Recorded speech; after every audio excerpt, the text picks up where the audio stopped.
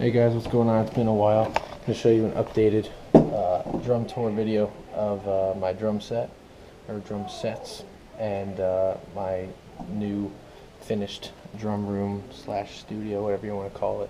Let's check it out.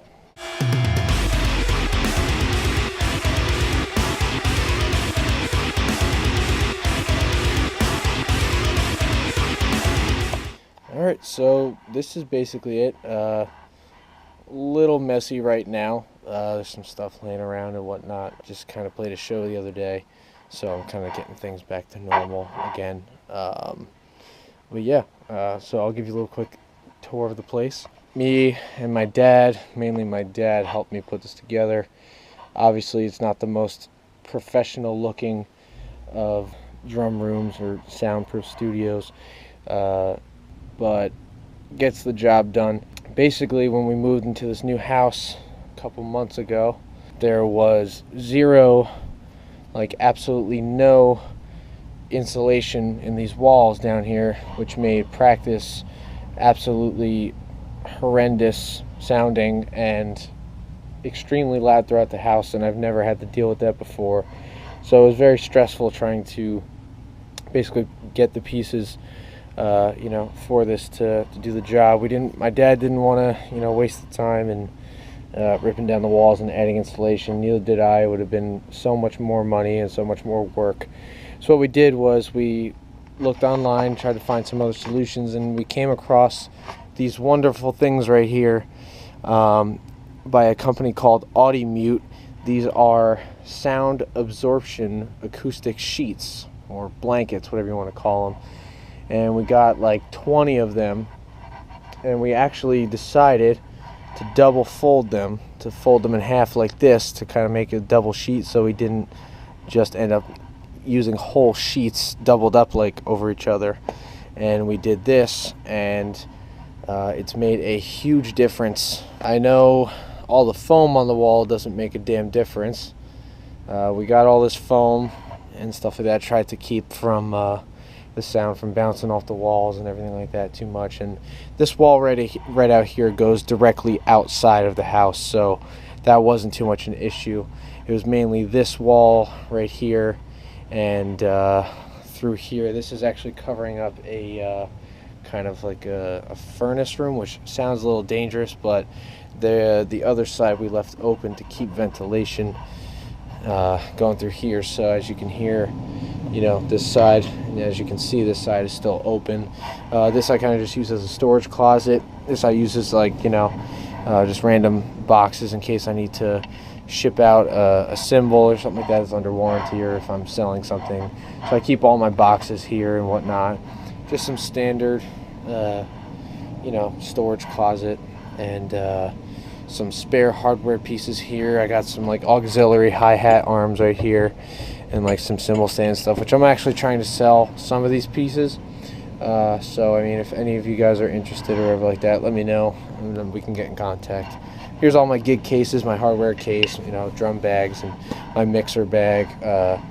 Our very small merch tote for Sentinels, and these are trash stands and all that shit. It doesn't really fucking matter. So right here, this is basically a makeshift curtain, or wall, to kind of close out more sound. So me and my dad, we put up this rod right here, and we took some like shower curtain rings and just kind of wrapped it up. So it's just kind of, doesn't make the biggest world of difference, but it definitely helps a little bit by putting this right here, so sound doesn't really escape past this wall or this open hallway too much. Let's get to the main thing right here. This is my main gig kit, my main practice kit. This is a Tama Star Classic BB Performer Birch Babinga kit, just with some extended pieces and whatnot. It is a indigo sparkle burst. Unfortunately, this is with my GoPro, and I'm pretty damn sure it will not be able to showcase the finish, but it is a beautiful finish. It's like black to very dark indigo blue with a nice sparkle in there. It's discontinued finish, so I'm very glad to have it. And I was actually able to get this additional 8-inch tom ordered even after they discontinued the finish, so that was a bit of a saving grace because I was trying to do these fast fills, and unfortunately with one rack tom up top I just wasn't able to get the full effect, so now I can get more options with that 8-inch, and I just love the way it feels, love the way it looks badass, and I don't have to have two very large toms on top. But I will run through the sizes with you real quick. Right here on my left I have an 8x7, a 10x8. Over here on my left I have a 12x9, just so I can kind of, you know, have more options, you know, do tom fills left to right, or, you know, just kind of you know, do floor tom build-ups, kind of like, you know, with this tom here on my left and my floor tom on the right. Which, speaking of, this is a 16x14. Absolutely love this floor tom. Probably one of the sickest floor toms I've ever owned. It sounds absolutely insane. And then I'm rocking a 22x18 kick. Pretty standard, but I love it. It's very, very full-bodied. I don't need to put much in there at all to dampen it and make it sound good. I just have an EMAD 2 kick head on there. And I just have a standard one on the front, which I have a design custom made, which you can't see, unfortunately. It's up against the wall. And then I just have two Evans EQ pads in there. If you know what those are, they're actually pretty small, and they just have like one, like half of a pillow, like, you know, very small, resting up against the batter head. And then I bought another one, and it's resting up against the reso head to kind of just give it more attack and less you know, fumbly body sound. My snares, I'll get to those in a second because I really want to take some time to show you what I got here because I have multiple snares now. Right here on my left I have this little stack that I bought initially to use with an auxiliary hi-hat arm, but I just, you know, decided to put it on just a regular cymbal stand. All the cymbals are Meinl, by the way. I should get that out of the way first. This is a 12-inch Generation X Thomas Lang filter china. And then underneath, if you can see, I'll try to get it the best I can. Underneath is a 10-inch Classics Custom Splash. It's really cool, very quick stack. I like the way it sounds a lot. It's really cool for like little, you know, trashy splash, you know, little accents or whatever. I just really like adding that into fills. It actually sounds like a tight closed hi-hat sometimes with like a little bit of dirt on it. Like, sounds like shit right there, but put a stick on it, put in a beat, I guarantee it sounds pretty sweet. Right here, these are my favorite hi-hats ever. The only hi-hats I've owned from Meinl.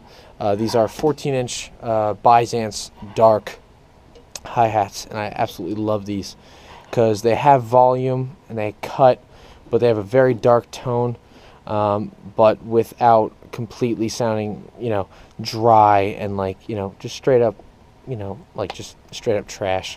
I love these so much, and I don't think I would ever want to use another pair of hi-hats, even though I guarantee you I probably would. But these right here are a must-own.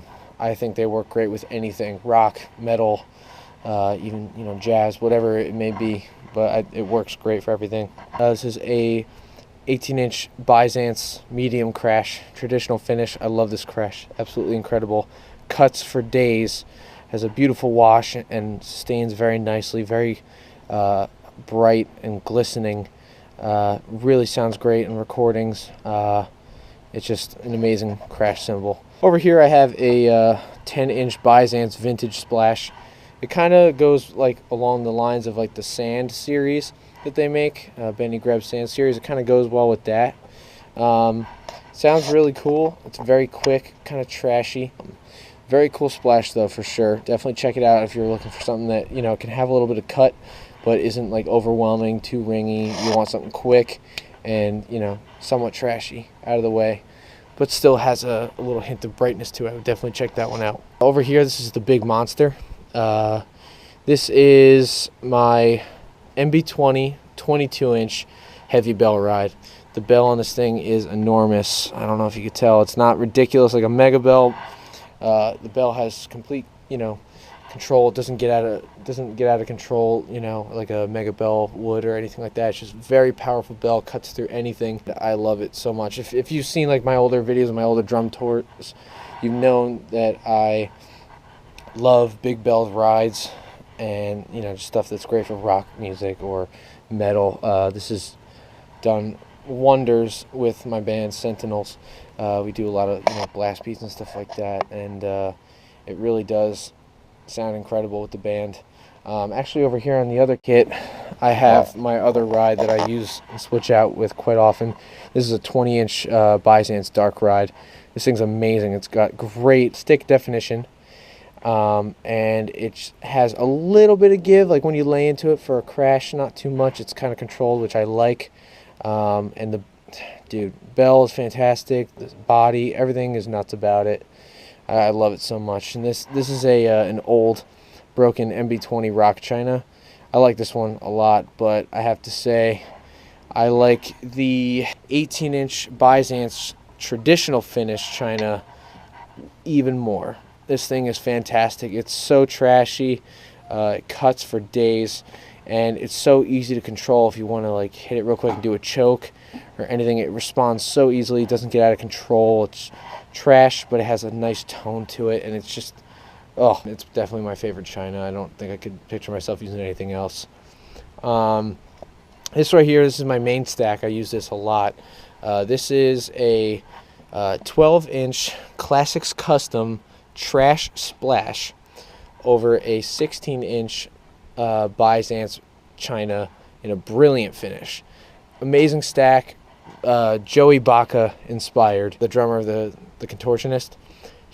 When he was with Sabian, he had a it was like a AAX Extreme 15 and then like a 10-inch Ozone in there with the like an auxiliary hi-hat, as you can see. I thought it sounded fantastic, and I always want to experiment with stacks like this instead of just the traditional, you know, one on top of the other, kind of like that one. And I love this thing. I can make it loose, you know, kind of almost use it like an open hi-hat, or I can make it super tight and almost use it as like a second closed hi-hat. Really is amazing. Love having it right here. Definitely an amazing stack. I recommend you try it out. I just reskinned this kit with Evans Black Chrome heads. I love these heads. These are the first heads I actually put on this kit when I bought them, and they sound so fat and amazing. You really don't need much of you know, dampening when it comes to it, but this time around, just to play it safe, I did. I actually started using these new things, a new product called Drum Dots. They're kind of like the same thing as Moon Gels, but they're clear, circular, and they feel a little bit thicker, and they don't melt, kind of like Moon Gels do. And I also tried these things called Drum Tacks not too long ago. They were cool, but like I really only got about like 2 uses out of them after they stopped getting sticky, and then they actually started the substance started like, you know, like stretching, and they really lost their stickiness pretty quick. And I like these the best. They just have a great feel to them. They don't get all nasty and melty, and they really do make a big difference. I really like them. I swear by them now, and I think they're the only dampening system I'll use for my drums. I use a very tiny corner piece that I cut for my 2 rack toms, and then on my main my big rack tom floor tom, I put a whole piece, and then just a little corner on my snares. I don't like a lot of dampening on my snare because I like to let it resonate, and I like to hear its true tone. I don't like to kill it. There's no point in having an amazing snare drum if you're just gonna dampen the shit out of it, because then you lose the quality. Also, I got down here, I just have a standard Iron Cobra Tama hi-hat stand. You know, it does the job, smooth, feels good. And then down here, I felt it was necessary for this type of band to go back to the Pearl Demon Drive pedals, not the Demon Chains that I was using a couple years ago. These are the Direct Drive Demon Drive pedals. I love these pedals a lot, and they feel like a dream to play, and I'm very glad to own them again. They work great for what I'm doing, and they hit hard as hell. And I have the wooden Vic kick beaters on, and those things deliver a solid punch. My theory is if you play with wooden sticks with your hands, why not have wooden beaters? Just kind of sounds all even and matched, in my opinion. This is my fucking monster of a stand inspired by YouTube drummer Brent Rogers, one fantastic drummer. He is like the tightest, like robot groove drummer.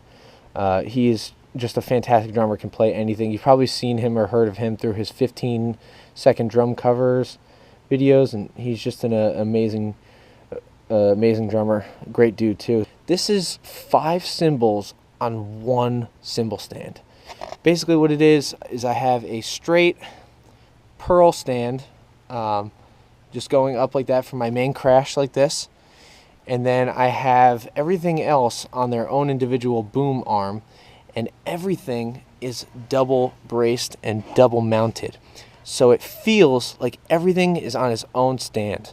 Probably the best idea I ever had is putting this thing together, thanks to Brett. I absolutely love this stand. It a little bit of a pain in the ass to set up at first, but then once you get the hang of it, it's great. I have here on my kit, this is my newest addition to my kit, something I am so incredibly excited to own. I never thought I would own anything like this. This is a Tama Warlord Praetorian bell brass snare drum. It's 14 by 6. This thing is the loudest and most tonally magical snare drum I've ever played in my entire life. Never did I ever expect to own a Tama Warlord series snare drum, a snare drum series that I had obsessed with ever since I was about 11 to 12 years old. Whenever they released that thing, I think I was like 13 or 14 when they announced the Warlord Babinga kit.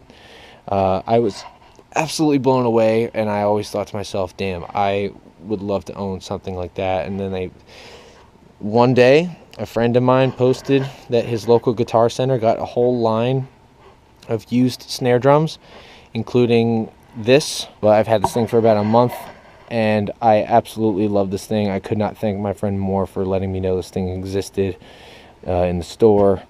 But to own a Warlord snare drum and a bell brass in one snare, it's absolutely incredible. It's got, if you can see, I'll flash that light again, this Gothic star theme lug, and then in the lugs are these Swarovski crystals, which are just stunning to look at. And I know a lot of people would probably think, damn Dave, you are an absolute idiot for even hitting the snare drum. But I gotta say, how could you not? This thing sounds fantastic. It's 3mm bell brass shell. It is unbelievable. I only play it at home for practice, or if I ever go to a nice studio one day, I will totally use this to record, because this thing trumps all snares ever.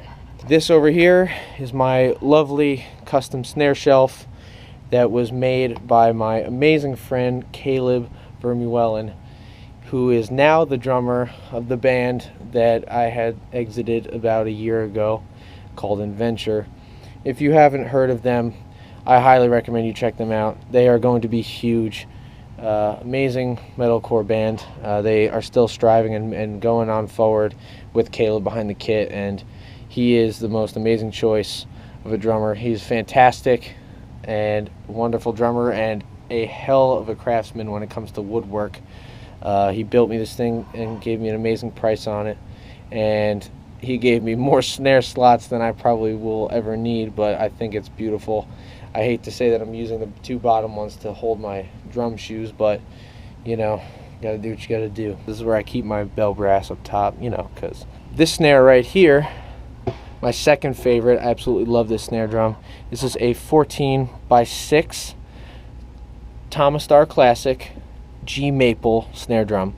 They don't manufacture these anymore. These are amazing snare drums. I got this used as well. Pretty much all these snares I kind of got used, but they were like in amazing condition. This is like a 13 ply 13 ply maple snare. It's super fat sounding, but even when it's tight, it still has like such amazing body to it. It cracks for days, and I gotta say that it's just a tonally beautiful snare drum. I use this thing countless times live, and I love it. for right now, for my band, it doesn't work too well unless we're kind of in a well mic'd up situation. But I think it's great. Probably one of the best maple snares that was ever on the market. It's a shame they don't manufacture these anymore, but I definitely recommend you get your hands on one if you find one for a good price, or just at all, because these things are amazing. It's got the beautiful inlay over here. It's very similar to the Tama David Silveria Korn signature snare. It has two of these, and it's actually 1 inch deeper. Super sick snare. Right here, this is my main gigging snare. This is the Black Panther Sledgehammer, which I love to death. It's sounding amazing. I actually, after hearing the latest After the Burial album, Dan Carl used this snare drum with a Evans hybrid snare head on the record, and I thought it sounded absolutely fantastic, and I had to put one on here, and I love it. I don't think I'll have another combination with this snare drum. And I also have these amazing little devices which have saved me big time. These are tuner fish lug locks.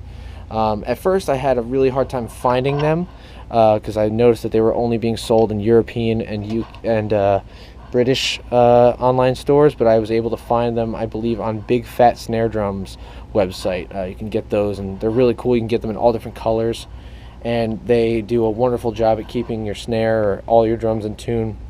I have yet to put them on my whole kit because I don't think I have enough, but they work very well, and I highly recommend them to anybody. This next one right here is a very special snare to me. This snare is a Black Panther Special Edition maple elmwood snare. This is a maple shell with I believe, an outer or inner ply of elmwood with walnut reinforcement sound control rings. They are absolutely fantastic. They really add something special to this drum. It sounds like no other snare drum I've ever used. It works for all sorts of gigs.